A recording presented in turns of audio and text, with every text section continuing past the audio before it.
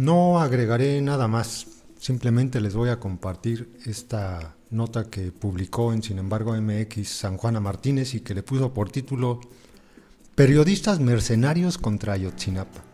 Escuchen ustedes la valentía que tiene al decir estas cosas.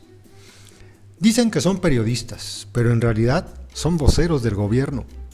En los últimos meses, su función ha sido muy concreta: crear confusión en la opinión pública sobre la desaparición forzada de los 43 normalistas de Ayotzinapa y la implicación del ejército mexicano que el gobierno de Enrique Peña Nieto se ha negado a investigar. Son mercenarios, no periodistas. Y no es la primera vez que confunden, manipulan, dicen medias verdades, vierten mentiras, lanzan barullo, crean un revoltijo, enredan lo obvio, todo con la finalidad de proteger a los verdaderos culpables de los crímenes cometidos por el Estado. No es la primera vez que estos merolicos, pagados por el gobierno, se encargan de desvirtuar la verdad. Es su especialidad, su negocio, su modus vivendi. Lo hicieron con la matanza de Acteal, la masacre de campesinos de Aguas Blancas, la ejecución extrajudicial de Digna Ochoa, y antes fueron los mercenarios que les antecedieron, los que se encargaron de manipular la verdad sobre la matanza de Tlatelolco y tantos otros crímenes cometidos por el Estado mexicano. ¿Por qué hay periodistas vendidos al poder? Por dinero. El dinero compra conciencias, y el Partido Revolucionario Institucional es especialista en repartir dinero para extender el velo de silencio en torno a sus crímenes cada vez más terribles. ¿Cómo identificar a esos periodistas vendidos al poder? Muy fácil. Se dedican a lavarle la cara al gobierno, a sembrar la duda sobre la autoría de los crímenes, incluso a denostar a las víctimas y a quienes las defienden. El periódico La Razón, por ejemplo, lleva meses denostando al grupo de expertos interdisciplinario de expertos independientes de la Comisión Interamericana de Derechos Humanos.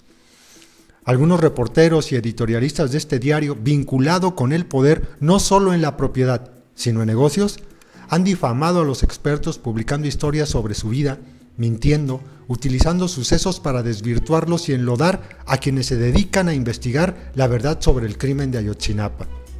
Los ataques contra el GIEI provienen también de radiodifusoras como MBS, donde algunos locutores, por consigna, se dedican a denigrar y calumniar a los expertos y a entrevistar a sus detractores vinculados siempre con el gobierno.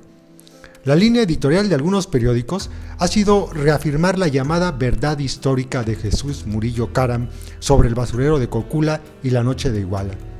Editorialistas de Milenio no solo defienden la versión de la PGR, sino que se dedican a crear confusión y francamente a desinformar, mezclando eventos, testimonios, hechos, nombres, fechas, haciendo un revoltijo de lo que ya sabemos.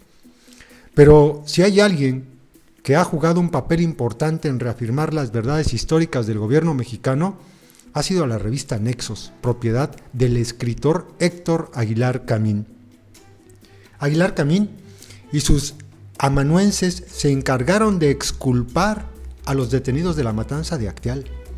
En 3 entregas publicadas en la revista Nexos, el intelectual beneficiado por el gobierno de Carlos Salinas de Gortari fue reafirmando la versión del gobierno hasta conseguir, junto con Ricardo Rafael del CIDE, Centro de Investigación y Docencias Económicas, liberar a los detenidos, bajo el argumento de la ausencia de debido proceso, algo que beneficiaba directamente a Ernesto Zedillo en ese momento, demandado en un tribunal de Estados Unidos por la matanza de Acteal, considerada un delito de lesa humanidad. Siempre que el Estado ha necesitado a Aguilar Camín, este ha respondido como corresponde a todo un intelectual orgánico. Y Ayotzinapa no iba a ser la excepción. Desde las páginas de su revista se ha vertido la versión oficial de la supuesta conexión de los normalistas de Ayotzinapa con el crimen organizado, en concreto con los Rojos, grupo antagónico a Guerreros Unidos. Otros medios, por ejemplo, se han encargado de difundir los audios que ilegalmente fue grabando el gobierno para después filtrarlos. Audios de conversaciones privadas para denostar a las víctimas y a sus defensores. El gobierno mexicano, a través del CISEN o inteligencia militar, se ha gastado cantidades ingentes del presupuesto en vigilar a todo actor crítico. Periódicos como el financiero Bloomberg, cuya auténtica propiedad está en duda porque aparece nuevamente el nombre de Carlos Salinas de Gortari, han difundido en sus páginas y televisión que los normalistas de Ayotzinapa llevaban 3 cadáveres en los autobuses que tomaron aquel 26 y 27 de septiembre. Citando la versión de Sidronio Casarrubias, líder de Guerreros Unidos, el diario ofrece su espacio sin investigación alguna, solo reproduciendo las declaraciones de un presunto delincuente y termina por no decirle a su audiencia dónde quedaron dichos cadáveres. En fin, el gobierno no solo tiene toda la maquinaria del Estado para imponer su versión, sino el aparato propagandístico del duopolio televisivo y, por si fuera poco, también una larga lista de mercenarios que se hacen llamar periodistas. En este laberinto de confusiones, medias verdades, mentiras, manipulación, difamación, espionaje ilegal y desinformación, brilla la luz de la verdad. Una luz que conduce al Ejército Mexicano, la Policía Federal, la Policía Municipal de Iguala y a otros actores políticos y de seguridad que participaron directa o indirectamente en la desaparición forzada de los 43 normalistas de Ayotzinapa. A diferencia de 1968, año de la matanza de Tlatelolco, cuando el gobierno controlaba casi por completo la prensa a través del monopolio estatal del papel y de la compra de conciencias periodísticas, en pleno siglo XXI, con Internet y las redes sociales, los periodistas independientes y críticos y algunos medios de comunicación críticos, será muy difícil que el gobierno imponga definitivamente su verdad histórica. Tal vez el cacareo de sus merolicos y mercenarios de la pluma haga ruido, pero en la memoria colectiva, las manos de Enrique Peña Nieto estarán manchadas por la sombra, por una pesada losa que lo perseguirá hasta el fin de sus días, como en el caso de Ernesto Zedillo y Acteal, o Gustavo Díaz Ordaz y Luis Echeverría y Tlatelolco. Enrique Peña Nieto ya tiene en su currículum su más emblemático crimen de Estado. Se llama Ayotzinapa. ¡Wow!